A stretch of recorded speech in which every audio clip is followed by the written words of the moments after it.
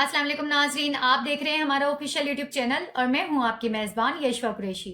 जी नाजरीन, इस वक्त हमारे साथ मौजूद है इमरान रियाज खान, जो हमें बताएंगे कि इस वक्त मुल्क की सियासत में क्या चल रहा है। अवाम का एक बड़ा समंदर इस्लामाबाद में दाखिल हो चुका है। इस हवाले से मजीद तफसीलात जानते हैं इमरान रियाज खान से। दूसरी एक खबर यह है कि धमकियां लगवाई जा रही है बहुत ज्यादा। हुकूमत दोनों काम कर रही है, एक तरफ रिक्वेस्ट करती है, मिन्नत करती है, पांव पकड़ती है, दूसरी तरफ हुकूमत धमकियां भी लगाती है। अब धमकियां लगाने के लिए जो बंदे एस्टेब्लिशमेंट ने रखे हुए वो फैसलवाड़ा टाइप के हैं, कुछ जर्नलिस्ट भी हैं हमारे। अब वो आगे धमकियां लगाते हैं कि लोगों को बहुत मारेंगे, बड़ी फैंटी लगाएंगे, इस तरह मारेंगे, खाले उधेड़ देंगे, ये करेंगे वो करेंगे। और बेशर्मो बेगैरतो जाके दहशतगर्दों को धमकियां लगाओ। बेशर्म लोगों जाके धमकियां लगानी है तो उनको लगाओ जो पाकिस्तानियों का खून बहा रहे हैं। तहरीक इंसाफ ने कितने बंदे मारे हैं आज तक? कोई बंदा नहीं मारा। तहरीक इंसाफ के अपने बंदे मारे गए हैं कई। अभी दोबारा कल परसों एक और आदमी जो है वो बेचारा अपने घर में था, उसके ऊपर अटैक किया, वो भाग रहा था, उसको मार दिया पकड़ के। तो लगातार पाकिस्तान तहरीक इंसाफ का खून बहा है।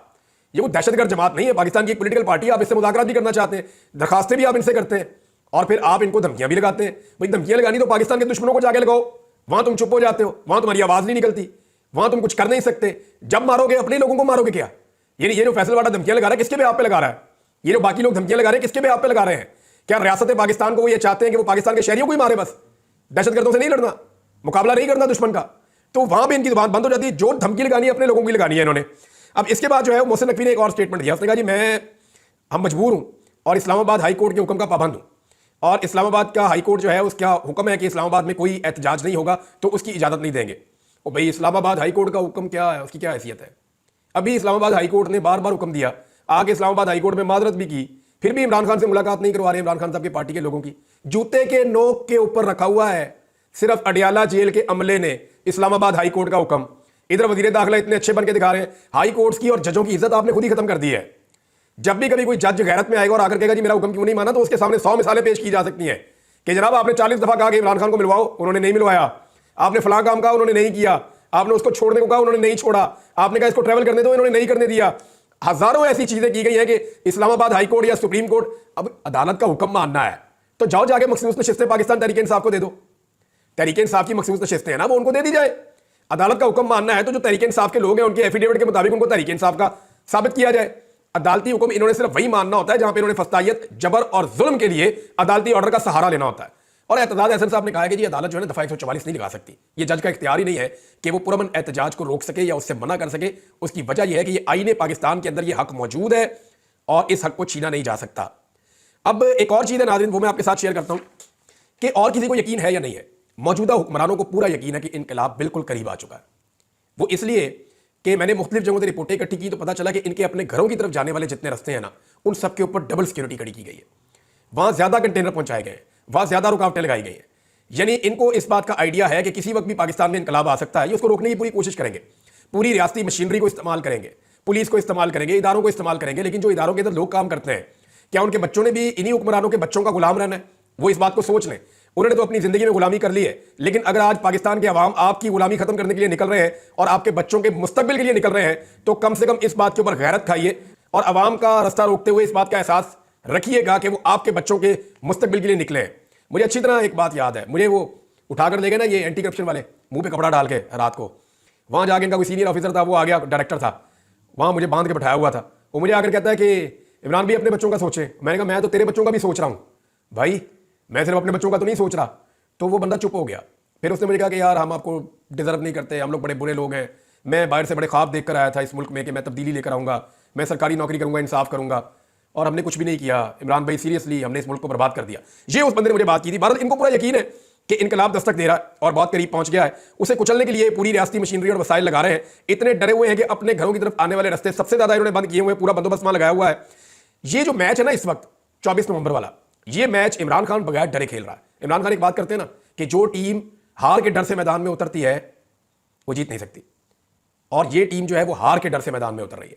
हुकूमती टीम इस वक्त हारने से डर रही है और उनका बंदोबस्त ये बता रहा है, तो डरी हुई टीम जीत नहीं सकती। इमरान खान के पास खोने के लिए है कुछ नहीं। दो स्टेटमेंट आपके सामने रखता हूं, आपको आइडिया हो जाएगा। इन दोनों को आप जोड़कर देखिए, आपको आइडिया हो जाएगा उसके दिमाग में क्या चल रहा है। इमरान खान ने एक स्टेटमेंट दिया कि या तो मैं मारा जाऊंगा या जीत जाऊंगा। इसका मतलब है उसने अपना सारा कुछ दांव पे लगा दिया। इमरान खान के पास और कुछ दांव के ऊपर लगाने के लिए नहीं है, उसने अपनी जान भी दांव पे लगा दी है कि या तो मैं मारा जाऊंगा या जीत जाऊंगा। दूसरा स्टेटमेंट उसने कहा था कि मेरी आजादी का फैसला पाकिस्तान में होगा। यानी इमरान खान ने अपना सारा कुछ दांव पर लगाकर पाकिस्तान के अवाम के साथ अपनी उम्मीदें बांध ली हैं कि जब मैंने तो अपना सारा कुछ दांव पे लगा दिया, मैंने अपने हिस्से की मार भी खा ली, बल्कि ज्यादा मार खाई है, लेकिन मैंने भरोसा अल्लाह रब्बुल इज्जत के बाद अपनी आवाम के ऊपर किया हुआ है।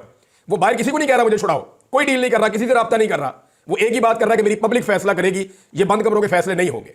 तो अब आवाम के ऊपर डिपेंड करता है कि एक आदमी जिसने आवाम के लिए कुर्बानी दी है, क्या आवाम उसे अकेला छोड़ देंगे? मुझे ऐसा नहीं लगता, क्योंकि हुकूमत की जिस किस्म की टांगे कांप रही हैं या जैसी वो हरकतें कर रहे हैं, उससे तो ऐसा लगता है कि हुकूमत को इस बात का आइडिया है कि अवामी सैलाब आ रहा है। दूसरा एक और बड़ी इंपॉर्टेंट चीज है, मैं आपको मिसाल देकर समझा देता हूं। जब क्रिकेट खेलते थे ना, तो खिलाड़ियों को लेने के लिए जाते थे, एक दो लड़के ऐसे थे जो सुबह सुबह सोते हुए बन जाते थे, उनको उठाते रहो, दरवाजा खटखटाते रहो, दरवाजे नहीं खोलते थे। एक दिन हमने क्या किया कि बाहर से ताला लगा दिया, वो अंदर से दरवाजा नहीं खोल रहे थे, हम बाहर से ताला लगा के चले गए। उसके बाद उन्होंने दोबारा कभी ऐसी हरकत नहीं की। तो यहां पे हुकूमत ने अंदर से कुंडी लगा दी है इस्लामाबाद को, सारा बंद करके ना, और इनको ये नहीं पता, इन्होंने इस्लामाबाद और लाहौर को बंद करके अंदर से ताला लगा दिया है या कुंडी लगा दी है। तो लाहौर के अंदर 1 मिलियन से ज्यादा वोट पड़ा है पाकिस्तान तहरीक इंसाफ को। अगर लोग लाहौर के अंदर निकल आए तो आपको भागने का रास्ता भी नहीं मिलेगा, जो आपने ब्लॉकेज लगाए हुए हैं। इसी तरह इस्लामाबाद के अंदर आपने 30-35 हजार बंदा इकट्ठा किया, पुलिस वाला ज्यादा से ज्यादा 3 लाख तो वोट पड़ा है पाकिस्तान तहरीक इंसाफ को, और तहरीक इंसाफ के वर्कर बड़ी तादाद में इस्लामाबाद में पहुंचे भी हुए हैं। उन्होंने कॉल दे दी है कि वो 0 पॉइंट से शुरू हो जाएंगे अपना एहतजाज करने के लिए, डी चौक की तरफ वो जाएंगे। तो अब जनाब हुकूमत ने अंदर से कुंडी लगा दी इस्लामाबाद के, अगर पाकिस्तान तहरीक इंसाफ बाहर से कुंडी लगा दे और अगर बाहर बैठ जाए तो हुकूमत के साथ क्या होगा? जो होगा वो मैं आपको बताता हूं, लेकिन पहले आप वजीर खजाना का स्टेटमेंट देखें। पाकिस्तान का वजीर खजाना, जिसका ताल्लुक किसी पॉलिटिकल पार्टी से नहीं है, नून लीग ने उसको सेनेटर बनाया, एस्टेब्लिशमेंट का वो आदमी है, उसने बताया कि एक दिन का अगर एहतजाज होता है और शहर बंद होते हैं तो उसका नुकसान 190 अरब रुपए होता है। 190 अरब रुपए का नुकसान होता है एक दिन अगर शहर बंद हो जाए। ये बंदिश पाकिस्तान तहरीक इंसाफ ने नहीं की। तहरीक इंसाफ ने एहतजाज करना था डी चौक में, आपारा मार्केट खुली होती, कोई फर्क नहीं पड़ता, बाकी सारे जितने मरकज हैं वो खुले होते, पूरा रावलपिंडी खुला होता, पूरा लाहौर खुला होता, लोग अपना काम कर रहे होते। तो पाकिस्तान तहरीक इंसाफ ने को पहिया जाम या हड़ताल की कॉल तो नहीं दी थी ना, उन्होंने तो इस्लामाबाद में एहतजाज की कॉल दी थी। इस्लामाबाद को, लाहौर को और बाकी शहरों को, पूरे पाकिस्तान को बंद किसने किया? सारे पाकिस्तान को बंद किया इस वक्त मौजूदा हुकूमत ने। तो 190 अरब रुपए रोजाना का जो नुकसान है वो कौन कर रहा है? हुकूमत खुद कर रही है, क्योंकि हुकूमत ने अपनी चॉइस के तहत पूरे पाकिस्तान को बंद कर दिया है। अब वो ये कहते हैं कि जीडीपी को मिला लें, टैक्स को मिला लें, जो एक्सपोर्ट्स हैं उनको मिला लें, अगर सारी चीजों को इकट्ठा करें तो हम आपको बिल्कुल दुरुस्त तखमीना बता रहे हैं, अदाद शुमार के मुताबिक ये 190 अरब रुपए रोजाना का नुकसान बनता है, और ये नुकसान 1-2 दिन से ज्यादा बर्दाश्त नहीं कर सकता पाकिस्तान, ये उन्होंने कहा। अब हुकूमत ने अंदर से कुंडी लगाई हुई है, अगर पीटीआई बाहर से कुंडी लगा के बैठ जाए, हम अंदर आते ही नहीं है, आप खुद ये रुकावटें हटाएंगे, कंटेनर हटाएंगे, इन खंदकों को आप भरेंगे तो हम आएंगे, आके अपना एहतजाज करेंगे, अदरवाइज हम यहाँ बैठे हैं, आप फिर बंद रखें पाकिस्तान को। अब ये तो हुकूमत की चॉइस है ना कि वो लोगों को पुरअमन एहतजाज करने का हक देती है, जो आईने पाकिस्तान के अंदर लिखा हुआ है, या नहीं देती।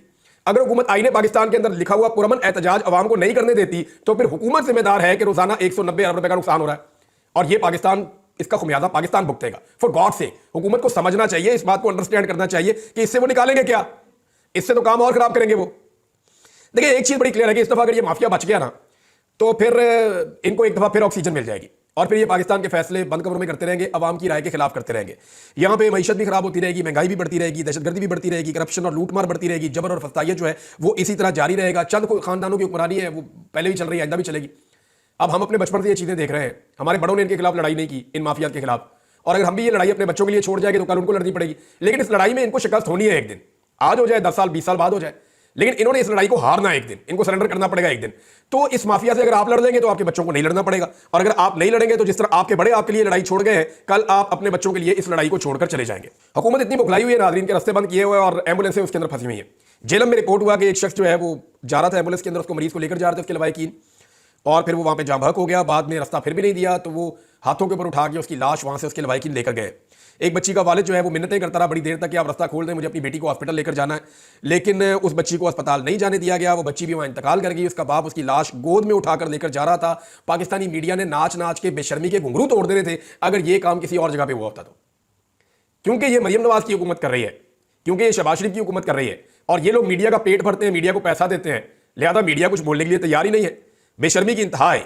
बुशरा बीबी के हवाले से नाज़रीन ने जिस बंदे ने पर्चा करवाया था ना बुशरा बीबी पे, वो खुद क्रिमिनल निकला है। मैं आपको थोड़ा सा रिकॉर्ड बता देता हूँ कि जब शहीद अशरफ शरीफ पे पर्चे हुए ना, तो उन्होंने तहकीकात की थी, मेरे ऊपर हुए, उन पे हुए, साबिर शाकिर पे हुए और सभी इब्राहिम साहब पे, हम 4 लोगों पे पहले पर्चे हुए थे। वो जो मुद्दई थे ना, जब हम मुद्दइयों तक पहुंचे तो पता चला कि उन मुद्दइयों में सारे ही तकरीबन जो है वो क्रिमिनल्स हैं, वो जराइम पेशा लोग हैं, और वो क्योंकि एजेंसियों की तरफ से पुलिस को कहा गया था कि ये आपने FIR दर्ज करनी है इन 4 सहाफियों पे, तो पुलिस ने ऐसा किया कि वो मुद्दई जो क्रिमिनल टाइप के लोग होते हैं बुलाया रहा है, पर्चा दे, इसमें दस्तखत कर। वो बेचारे क्रिमिनल है, उन्होंने बेचारों ने दस्तखत कर दिए। तो इसी तरह बुशरा बीबी का जो मुकदमा जनूबी पंजाब में दर्ज करवाया मरियम नवाज ने, वो भी एक जराइम पेशा फर्द को इस्तेमाल किया। गुलाम यासीन के खिलाफ मुख्तलिफ थानों में मुकदमा दर्ज हैं, ये सजा याफ्ता भी है, और जिस थाने में इसने मुकदमा दर्ज करवाया इसी थाने में भी ये मुलजिम रह चुका है और इससे सजा भी हो चुकी है। यानी इसके ऊपर अजीबोगरीब किस्म के मुकदमा आते हैं और बेशरम किस्म का आदमी है, इसको उठा के तो बुशरा बीबी के खिलाफ एक मुद्दई के तौर पर खड़ा कर दिया रियासत ने और मुकदमा करवा दिया। जो करने वाला काम है वो ये नहीं कर रहे। यानी इस वक्त जिला करम के अंदर सूरत इतनी खराब है कि मजीद 20 के करीब लोग वहां पर जांबक हो गए। यानी पहले जो कुछ हुआ रास्ते में, जो एक टारगेट किलिंग हुई, दहशतगर्दी का वाकया हुआ, 45 लोग वहां पे जान से गए। उसके बाद अब जो है वो 18 से 20 लोग दोबारा रिपोर्ट हो रहे हैं कि वो जो झड़पें हो रही हैं, जो लड़ाइयाँ हो रही हैं, उसके अंदर इतने लोग जो है वो जाबाक हो गए हैं। हुकूमत का वफद, खैबर पख्तूनख्वा हुकूमत का एक वफद हेलीकॉप्टर के ऊपर जा रहा था, उनके ऊपर भी फायरिंग हुई है और उनको वज़ीर आला ने भेजा कि जाओ जाके वहाँ पे रिपोर्ट तैयार करके वो हमारे साथ शेयर करो, हम देखें कि यहाँ पे अमन कैसे लाया जा सकता है। लेकिन सिक्योरिटी तो सारी उठा कर ले गए हैं इस्लामाबाद में, तवज्जो सारी इस्लामाबाद में है, इंटेलिजेंस का ऑपरेटर सारा काम कर रहा है इस्लामाबाद के एहतजाज को रोकने के लिए। तो फिर पारा चनार क्या बेचता है? पारा चनार के अंदर लोग थोड़ी हैं, वो तो जानवर ऐसे लगता है जो जान से जा रहे हैं, जो मारे जा रहे हैं। शायद वो पाकिस्तानी शहरी नहीं है। यानी मरियम नवाज ने थोड़े दिन पहले जो जुमला बोला था ना, जो फैसल वाडा के मुंह से रिपोर्ट हुआ, मैंने इरशाद भट्टी के उसमें पढ़ा तहरीर में, तो इनके सामने अवाम की इतनी औकात है। याद है इसने अरशद शरीफ का मजाक भी उड़ाया था डेड बॉडी का। इनके दिल में इंसानियत नहीं है, इनके दिल में इंसानियत है ही नहीं। यानी चाइनीज़ को भी ये काम मुबैना तौर पे कि लोग तो मरते रहते हैं। यानी अंदाज़ा कीजिए आप, इतने बेहिस लोग हैं। जी नाज़रीन, उम्मीद है कि आपको ये वीडियो पसंद आई होगी। अपनी कीमती राय से हमें आगाह करें। मजीद इसी तरह की वीडियोस देखने के लिए हमारे चैनल को सब्सक्राइब करें और वीडियो को ज़्यादा से ज़्यादा शेयर करें।